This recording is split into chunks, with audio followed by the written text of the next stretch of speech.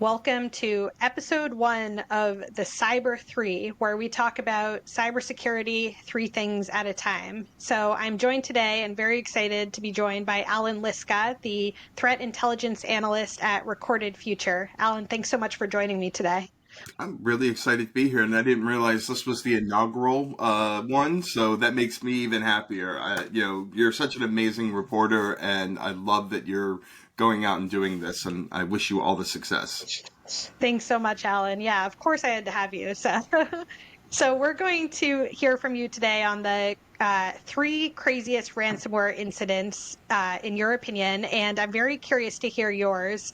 We've seen over time the strange impacts of ransomware, whether that's people rushing to get gas after the Colonial Pipeline attack, or even Costa Rica literally declaring a state of emergency. I feel like that's been talked about enough. But Allan, you've been really on the front lines of these ransomware incidents, and you've really closely studied different attacks and the groups that drive them. So I can't wait to hear what you have to say. Can we start with the first one that you have? Yeah, absolutely. But it's funny because you mentioned the Colonial Pipeline and gas. Um, a couple of years ago, I got a call from my brother, and he's like, "Why can't I buy cat litter? And what does that have to do with Clorox?" And when Clorox has been hit, because they are responsible for manufacturing a whole bunch of stuff, which includes kitty litter. But most people don't know that, and so the effect on one company had that sort of knock-on effect. That's not a crazy story. We're kind of all used to now the pipeline disruption. Um, but what I wanted to talk about today, the kind of the 3 stories I wanted to focus on were two bad, one good. Let's say that. And so the first one I want to talk about is kind of a win, or an actual win. It's a healthcare provider I was working with, and they had a vendor that had basically remote access into not just their network, but a bunch of other networks. The ransomware actor hit that vendor, got onto the machine that could access all these other networks. And this is something we see in nation states, but also ransomware groups are starting to adopt, where rather than hit the vendor, they're like, oh, wow, there's like a half dozen other networks that I could get into if I stay stealthy. And they did.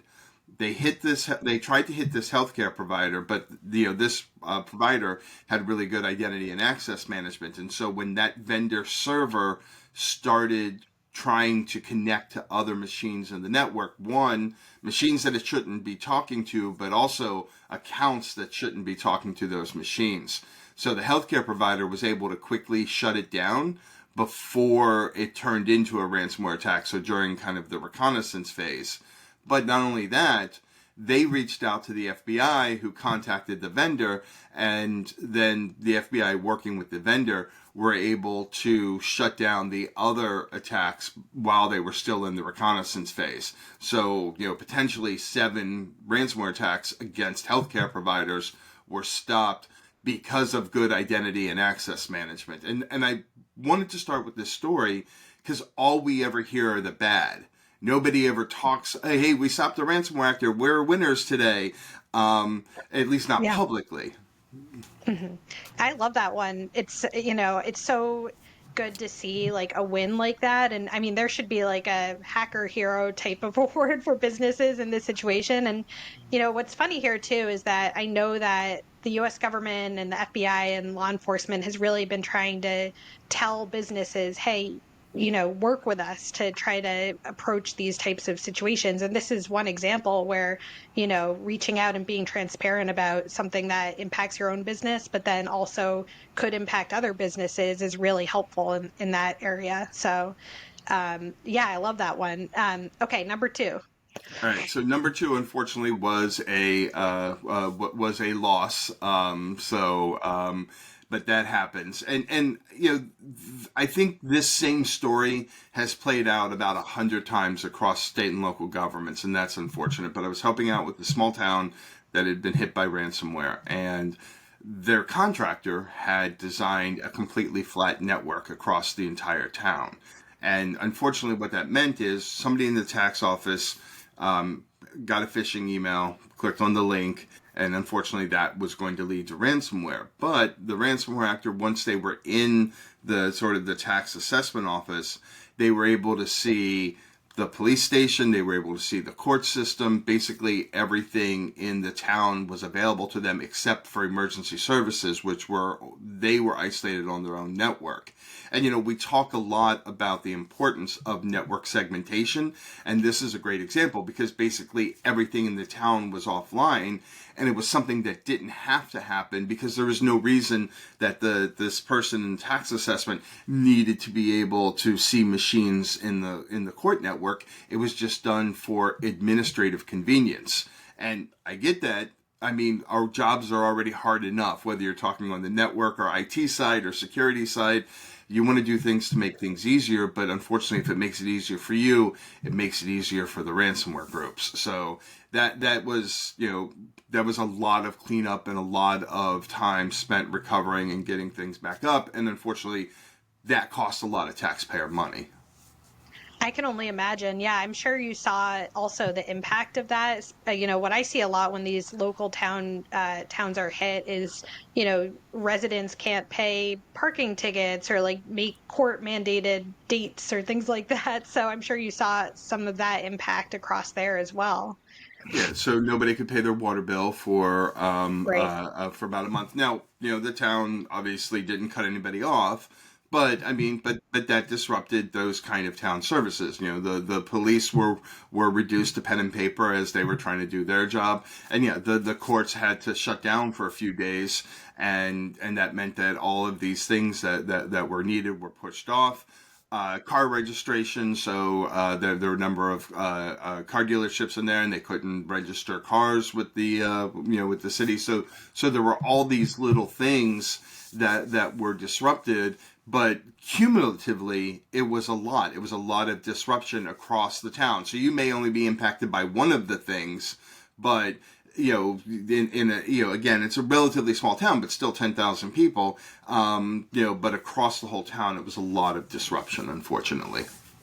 Right. Absolutely. Okay. So number three, what's your third one? All right, so this is a win. And this is, I figure, we want to end on a high note. And it also shows that, we talk a lot, both as security vendors and as the media, about how scary some of these ransomware actors are. And they are. Some of them are really, really talented, but a lot of them are just as bad as we are at securing. And in this case, it's a ransomware actor who had set up their data leak site, and they were doing everything out of that data leak site. So they had basically a Jabber server running on it. They had all the communication, all of their email and everything was all kind of stored there. And they left a big gaping vulnerability unpatched on that server. A researcher found it and exploited it. And so for like 8 months, they were able to share decryption keys because all the decryption keys were stored on there. So every time there was an attack, the decryption keys, and then, and I know this because I know you're part of some of these, there are all these sort of underground networks of researchers that work for different companies, ostensibly competitors, but are, in the end, we all want to eradicate ransomware. And so there's, Slack channels, there's Discord channels, there's Signal groups or whatever, where we all kind of share information back and forth. And so, through this quiet network, people were getting keys to victims and so on. And so the ransomware actor, he would update his code so it would have, new and better encryption, but it didn't matter because we were just siphoning off the keys. Not me personally. I just want to be very clear on that. But, the keys were being siphoned off the server. And you could see the growing frustration with the ransomware affiliates who were like, nobody's paying us. Why isn't anybody paying us? And so eventually all that made its way up to law enforcement across multiple country jurisdictions, and that group was taken down. But again, for 6 months before the official takedown, we were able to help a lot of victims because of that. And that's one of the things I have a talk that I've submitted to RSA for next year, or for 2025, on uh, um, on the importance of these underground networks. It's called "Thank You for Being a Friend" because I really wanted to go with a Golden Girls theme, and how important these kind of ad hoc networks are in helping improve security for everyone. Mhm. Yeah, no, this one rules. I love when the bad guys get got and ransomware actors make mistakes too, folks. So this is, yeah, I love to end with that one. Alan, thanks so much for coming on to the Cyber 3 to give your top three ransomware incidents. And I really appreciate you coming on today. It was absolutely a pleasure, and I wish you again all the luck in the world because you're amazing, and I want to see this succeed because it's such a great idea. Thank you so much, Alan. And to all of our listeners, did you agree with these top three? Leave your own top three in our comments and don't forget to like, subscribe, and share. Thank you.